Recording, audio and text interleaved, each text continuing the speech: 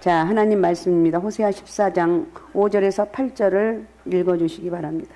내가 이스라엘에게 이슬과 같으리니 그가 백합화와 같이 피겠고 레바논 백향목같이 뿌리가 박힐 것이라. 그의 가지는 퍼지며 그의 아름다움은 감람나무와 같고 그의 향기는 레바논 백향목 같으리니 그 그늘 아래에 거주하는 자가 돌아올지라. 그들은 곡식같이 풍성할 것이며 포도나무같이 꽃이 필 것이며 그 향기는 레바논의 포도주 같이 되리라. 에브라임의 말이 내가 다시 우상과 무슨 상관이 있으리요 할지라. 내가 그를 돌아보아 대답하기를 나는 푸른 잣나무 같으니 내가 나로 말미암아 열매를 얻으리라 하리라. 아멘. 아멘. 할렐루야. 자, 우리 하나님 은혜와 축복이 오늘도 여러분 가운데 가득하시기 바랍니다. 오늘은 이슬과 같은 은혜입니다. 이슬과 같은 은혜인데, 지금까지 호세아서에서 그렇게 이스라엘 백성들에게 돌아오라고, 제발 돌아오라고 이렇게 말하는데, 안 그럼 너희가 진노가 임할 것이다. 그러니까 이스라엘 향한 호세아의 호소가 계속해서 나오는데, 오늘 본문은 뭐라고 하고 있는가? 하나님의 진노가 떠났다고. 이슬과 같은 은혜가 임했다는 거예요. 하나님께서는 호세아를 통해서 당신의 백성들을 하나님의 사랑으로 끊임없이 인도해 주셨지만, 이스라엘은 반복해서 우상 숭배와 범죄의 길로 내달아가는 것을 우리가 그동안 쭉 살펴보았습니다. 하나님께서는 5절에 이렇게 말하는 5절 한번 읽어주시기 바랍니다. 5절. 내가 이스라엘에게 이슬과 같으리니 그가 백합화 같이 피겠고 레바논 백향목같이 뿌리가 박힐 것이라. 예, 아멘. 내가 이스라엘에게 이슬과 같으리니 저가 백합화 같이 피겠고 레바논 백향목같이 뿌리가 박힐 것이라. 기가 막히게 반전의 말을 하고 있어요. 내가 축복한다는 거예요. 그러니까 우리는 하나님을 믿고 정말 살 수 없는 그런 지경이 있다 할지라도 끝까지 배신하지 않냐고. 배신은 누가 하니까 내가 하는 거죠. 끝까지 나가게 되면 반드시 하나님이 반전해 있어. 야, 내가 너를 축복할게. 하나님이 오늘 이스라엘 백성에게 말하는 거예요. 이제 하나님의 진노가 떠나고 내가 너에게 축복할게, 이런 말씀이라는 거예요. 인류 문명의 견인차 역할을 했던 전구를 발명한 에디슨은 참으로 엄청난 실패를 했었죠. 수없는 많은 실패에 대해서 사람들이 물었습니다. 얼마나 더 실패해야 합니까? 또 그 많은 실패에 대해서 어떻게 생각하십니까? 에디슨은 대답하기를 나는 실패한 것이 아닙니다. 오히려 전구를 만들지 못하는 방법을 수천 가지나 깨달은 것이죠. 마침내 에디슨은 전구 발명에 성공했고 오늘날 헤아릴 수 없는 사람들에게 문명의 혜택을 누리게 해주었다는 것. 실패가 없는 인생은 존재할 수가 없어요. 끊임없이 실패해요. 언제까지 내가 실패하지? 끊임없이. 그래서 이런 방법 저런 방법 다동은 여전히 실패합니다. 중요한 것은 그렇게 실패한다 할지라도 나는 누구냐? 하나님이 함께하는 사람. 이걸 절대 잊어버리면 안 돼요. 제가 이럴 때마다 강조하는 건 우리는 하나님이 함께하는 사람이라는 거. 잊지 말자는. 우리가 여기서 깨달을 거 실패한 후의 자세예요. 얼마나 많이 실패했느냐가 아니라 실패한 그 후에 우리의 삶의 태도가 어떠한가를 내 자신을 살펴보는 거예요. 실패에도 불구하고 믿음의 사람이라면 하나님의 사랑 앞에 겸손하게 고백하고 절대적인 신뢰를 고백하는 거예요. 나는 하나님 믿습니다. 하나님 나에게 분명히 다시 회복시켜 주실 줄로 믿습니다. 사람들이 나를 조롱하지만 나는 견딜 수 없이 괴롭지만 하나님이 나에게 다시 은혜를 주실 줄로 믿습니다. 어쩌면 자기 자신과의 싸움을 몸부림치며 하는 거예요. 그렇게 하면서 하나님이 영적인 새로운 은혜를 주면 다시 그 힘으로 살아가는 거예요. 그러니까 우리는 절대로 망할래야 망할 수 없는 존재다. 믿습니까? 나는 반드시 회복된다는 거예요. 그 은혜를 잊어버리면 우리는 절망할 수밖에 없어요. 이런 이스라엘 백성들에게 우리 하나님께서는 내가 너희에게 이슬과 같은 존재가 되겠다고 선언하고 있어요. 팔레스타인 지역은 건기와 우기로 나누어지는 메마른 광야 시대가 대부분입니다. 우기에는 비가 내리기에 곡식들이 자라거나 짐승들이 번식할 기회가 있지만 건기가 되면 모든 것이 메말라 버리기에 생명이 있는 대부분의 동식물이 존재 자체를 위협받는 시기라 할 수가 있습니다. 그런데 하나님께서는 이스라엘 백성들에게 이슬 같은 존재가 되어주겠다고 말하고 있어요. 하도 말 안 들어서 우상숭배도 그래도 말 안 들어. 근데 하나님은 그래도 내가 너희를 사랑한다. 난 너희에게 이슬과 같은 존재가 될 것이다. 그러니까 우리는 절대 예수 믿는 사람들 망할래야 망할 수가 없어요. 믿습니까? 지금 혹시 힘들다 할지라도 절대 여러분 스스로 나는 망할래야 망할 수가 없어. 난 하나님이 함께하는 사람이기 때문에 회복된다는 거예요. 믿습니까? 이런 믿음이 생기면 다시 회복이 되는 거예요. 그래, 내가 이렇게 절망할 게 아니지. 나는 회복될 수가 있어. 오늘 하나님께서 이스라엘에게 이슬이 되어 주시겠다 하신 말씀의 의미를 생각해 보겠습니다. 먼저 이슬이 주는 의미는 바로 이슬이 그들에게 있어서 생명의 근원이라고 하는 거예요. 이슬은 생명의 근원이에요. 건기에 이슬이 없다면 모든 생명체는 죽을 수밖에 없기에 이슬에 내리면 곧 생명의 연장이라는 뜻이에요. 또한 이슬은 밤에만 내리는 것이 특징이에요. 이슬은 낮에 내리지 않아요. 낮에는 광야에 뜨거운 동풍이 불기에 아무리 많은 양의 이슬이 내린들 동식물에게 도움이 될 수가 없어요. 그래서 밤에 이슬이 내린다고 하는 건 생명을 가진 이들에게 가장 적절한 때, 가장 필요한 때 하나님께서 은혜를 허락하신다는 의미가 될 줄로 믿습니다. 나는 하나님 은혜가 있는 사람. 이슬 같은 은혜가 늘 나에게 함께하는 나는 하나님 은혜가 있는 사람이다. 이런 믿음의 고백을 하는 것. 밤에 내리는 은혜, 그것은 우리의 고단한 삶에 있어서 가장 요긴할 때 허락하시는 주님의 손길이에요. 바울과 실라가 빌립보 감옥에 갇혔을 때 오히려 그들은 밤중에 찬송과 기도로 하나님 은혜를 사모했음을 볼 수가 있습니다. 그들은 밤중에 함께하신 하나님의 손길을 확신하였기에 오히려 강하고 담대할 수가 있었어요. 영문이 열리고 죄수들이 도망간 줄 알았던 간수는 자결로 자신의 책임을 면하라 했지만 바울을 통해서 자살하면 안 된다고, 우리는 여기 있다고, 도망가지 않았다고, 그리고 그의 집에 가서 그러다 그 집 가정들이 구원받는 역사가 있습니다. 우리가 어떻게 하면 되겠습니까? 이르되 주 예수를 믿으라. 그러면 너와 내 집이 구원을 얻으리라. 온 가족이 몽땅 구원을 받았어요. 바울을 통해서 온 가족과 함께 구원함을 얻는 놀라운 은혜를 참하게 된 역사도 바로 밤중이었음을 기억하라는 거예요. 우리 인생에도 건기와 우기가 있어요. 매일같이 비가 내리는 동남아에 가보면 산천 초목이 다 우거져 밀림을 연상케 하고, 어디를 가도 바나나, 파인애플, 파파야 등 과일이 즐비해서 먹을 것에 대한 걱정이 없는 것 같이 보입니다. 일하지 않아도 먹을 것이 있으니까 여유롭고 낙천적인 삶의 습관이 자연 배이게 됩니다. 그들이 잘 산다는 말은 별로 없어요. 너무 편안하니까. 그냥 배고프면 따서 먹으면 되니까. 반면에 건기와 같은 인생은 참으로 시간이 견디기 어렵고 고단해요. 고단한 인생길 가는 걸 힘들다. 여러분들은 오늘 예배를 드리면서 지금 하나님 은혜가 쏟아붓는 것 같은 축복의 우기를 맞고 계신지, 아니면 밤중에 이슬 같은 은혜가 아니면 연명할 수도 없는 극심한 고난의 시기를 맞고 있는지. 누구나 인생의 건기를 맞을 때가 있어요. 경제적으로 IMF와 같은 피곤한 삶의 건기를 보내고 계신 성도님들에게 밤중에 허락하시는 이슬 같은 하나님 은혜가 임하시기를 간절히 축복합니다. 하나님 은혜를 주세요. 내가 감당할 수가 없어요. 이런 고백을 하시라는 거예요. 하나님의 은혜가 우리에게 임할 때 그 은혜로 인하여 우리는 생명을 얻고 소생하면서 이렇게 고백합니다. 하나님께서 이슬 같은 은혜를 내게 주시지 않았다면 나는 살 수 없습니다. 하나님을 떠나서 나는 존재할 수 없습니다. 하나님 은혜라는. 그러므로 이슬과 같은 하나님 은혜는 곧 우리의 생명의 근원이 되는다는 거예요. 치즈 회사로 유명한 크래프트는 설립자가 가난한 시절을 보냈지만 신실한 믿음으로 회사를 키워 날마다 회사가 성장하는 것이 눈에 보일 정도였어요. 큰돈을 벌면서 수많은 종업원들과 엄청난 매출을 누립니다. 그런데 이상한 일이 생기기 시작을 했습니다. 급성장하던 회사가 어느 날부터인가 점점 운영이 어려워지면서 적자가 나기 시작했습니다.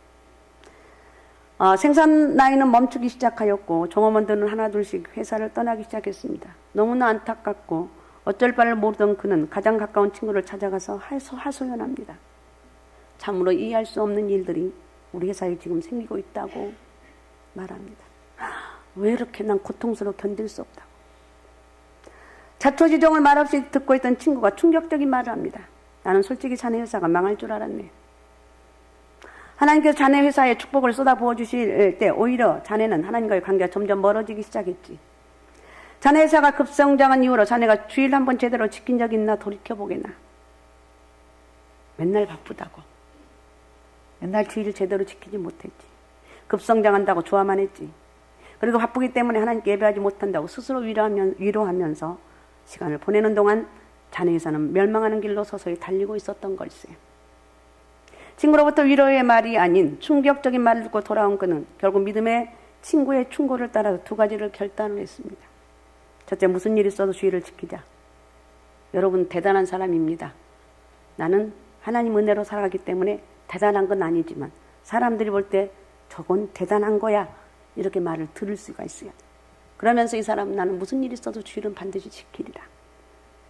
그 다음에 두 번째, 내 수입의 절반을 하나님께 드리자. 이렇게 결단한 이후 그래프트 치즈 회사는 다시금 회복되면서 오늘날까지 세계적인 명성을 유지하게 된 거예요. 하나님과의 관계가 멀어지기 시작하면 우리 인생도 망하기 시작한다는 거 절대 잊어버리면 안 돼요.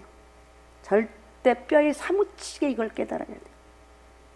내게 안 들어와요. 그죠? 잘 되면 안 들어와요. 야, 내가 이렇게 잘 나가는데 망할 것 같아? 난 절대 안 망해. 맞아요. 내 생각은 절대 안 망할 것 같지만 순식간에 망할 수밖에 없는 것이, 그러니까 우리 인생의 모든 것은 내 맘대로 되는 게 아니에요. 내 인생의 모든 것은 하나님 은혜가 없이는 불가능하다. 멸망이 우리 인생이 망하기 시작하고 그때부터 멸망이 시작되는, 하나님 관계가 멀어지면서 멸망이 시작된다는 거예요. 하나님을 떠나서는 살 수 없다고 고백했던 우리의 그 절대 절명의 신앙 고백이 어느덧 소리 소문 없이 점점 멀어지기 시작할 때, 바쁘다는 이유, 여러 가지 이유로 우리 스스로를 위로해 가면서 하나님과의 관계가 멀어지기 시작할 때 우리는 금성이 사탄의 음성인지도 모르고 위로받지만 그때는 이미 나태 깊은 잠의 길로 빠진 이유라는 것. 이스라엘에게 있어서 가장 중요한 고백이 여러분 무엇입니까? 동식물에게 있어서 밤중에 이슬이 없으면 살 수 없는 것처럼 이슬 같은 하나님의 은혜가 없으면 우리는 결코 살 수 없습니다. 이슬 같은 하나님의 은혜가 없이는 우리는 살 수가 없습니다. 한번 우리 이 고백을 그냥 듣는 것으로 아니라 내가 정말 뱃속에서부터 이런 고백을 한번 해보십시다. 저를 한번 따라해 보시기 바랍니다. 이슬 같은 하나님의 은혜가 없으면 우리는 결코 살 수 없습니다. 하나님의 은혜가 없으면 살 수 없습니다. 가슴 속에 새기고 또 새기고. 여러분 자식 믿지 마세요. 아무도 믿지 마세요. 다 사랑의 대상이지. 내가 믿을 분은 오직 하나님밖에 없습니다. 하나님의 은혜가 없이는 우리는 결코 살 수 없습니다. 이런 고백을 하는 거예요. 오늘 이 분명한 고백이 오늘도 여러분에게 흔들림 없이 분명하게 분명해야 돼요. 나는 하나님의 은혜가 없이는 살 수가 없습니다. 이슬 같은 은혜의 또 의미는 무엇이냐? 이슬은 어쩌다가 내리는 것이 아니에요. 기분 좋을 때 한꺼번에 쏟아져 내리는 것이 아니라 매일 밤 조용하게 매일매일 변함없이 허락하신 은혜. 이것을 이슬 같은 은혜라고 하는 것이고 변함없는 하나님의 사랑을 의미하고 있습니다. 하나님의 사랑은 변함없어요. 믿습니까? 믿습니까? 하나님의 사랑은 변함이 없다. 남편의 사랑은 변할 수 있고 아내의 사랑은 변할 수 있고 자녀의 사랑은 변할 수가 있지만 영원히 변하지 않는 그 하나님 의지하고 나가게 되면 반드시 승리할 줄로 믿습니다. 사실 하나님의 은혜를 받을 자격은 누구나 있는 것이 아니에요. 근데 하나님께서 하나님을 떠나서 우상을 섬기고 정욕의 길로 가고 하나님을 떠나 자기 육체의 소욕을 따라 살아가는 사람들에게도 하나님은 소리 없이 변함없이 이슬 같은 은혜를 내려주셔서 우리가 그걸 볼 때 어느 때는 믿음 생활 잘하신 분들이 저건 진짜 얄미워. 저도 그런 생각이 한 적이 있습니다. 하나님 은혜는 믿는 사람만 주시지 왜 하나님은 헌신한 나에게 은혜를 안 주시고 왜 저 사람에게도 주냐고, 왜 태양과 비를 햇빛과 공기를 모두 낙인들에게까지 주냐고. 하나님은 믿는 사람에게 주면 모두 다 하나님 앞에 돌아올 텐데 우리 인간의 마음이 그렇지만 하나님 마음은 얼마나 넓으신지 하나님을 대적하고 하나님을 잊어버리고 멀리 떠난 에브라임 그들에게조차도 하나님은 이슬 같은 은혜를 허락해 주셨다는 거예요. 그래서 우리 하나님 은혜를 말하면서 내 가슴이 조금 약간 감격도 해야 돼요. 그렇지, 나는 하나님 은혜로 살지. 하나님 은혜로 살지. 하나님 은혜로 산다고. 바다를 먹물 삼아서 하늘을 두루마리 삼아서 그 사랑의 은혜를 기억해도 다 기억할 수 없다고 말하는 거.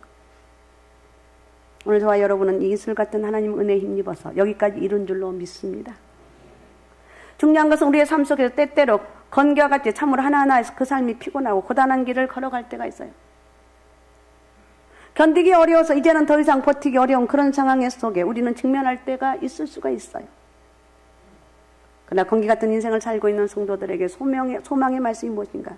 내가 이스라엘에게 이슬과 같으리니. 이슬 같은 존재가 우리 하나님이 되신다는 것. 그러므로 백합화 같겠고 백향목같이 뿌리가 박히리라고 말씀하고 있어요. 백합화는요, 가장 순결한 성도를 상징한대요.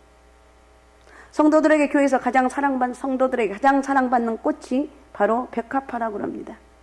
백합화가 되기 위해서, 향기를 내기 위해서 우리 하나님의 이슬 같은 은혜가 필요해요. 나에게 하나님의 이슬 같은 은혜가 꼭 필요해요. 나는 하나님의 이슬 같은 은혜로 살아갑니다. 내가 어디를 가든지 나는 하나님이 함께 한다는 이 믿음의 은혜를 잃어버리지 않게 하옵소서. 지금까지 우리가 향기를 바라며 살 수 있었던 것도 이슬과 같은 하나님의 은혜가 있었기 때문인 줄로 믿습니다.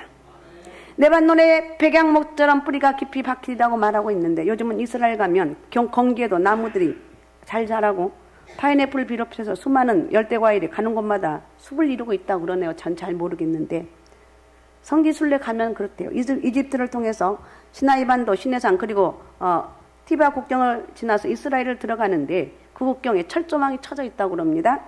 가는 사람마다 우선 환경적으로 큰 충격을 받는데요. 이집트 땅과 이스라엘 땅은 똑같은 사막인데 철조망 하나를 건너면 낙원이고 온 세상이 푸른데 그런데 이집트 땅은 모래밖에 보이지 않는 황량한 사막이라는 거예요.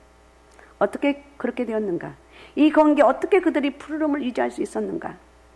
가만히 보면 호텔마다 동네마다 길거리마다 검은 호수가 나무 사이에 지나가면서 조그만 구멍을 뚫어 놓았는데 거기서 물이 송송송 솟아 나온다는 거.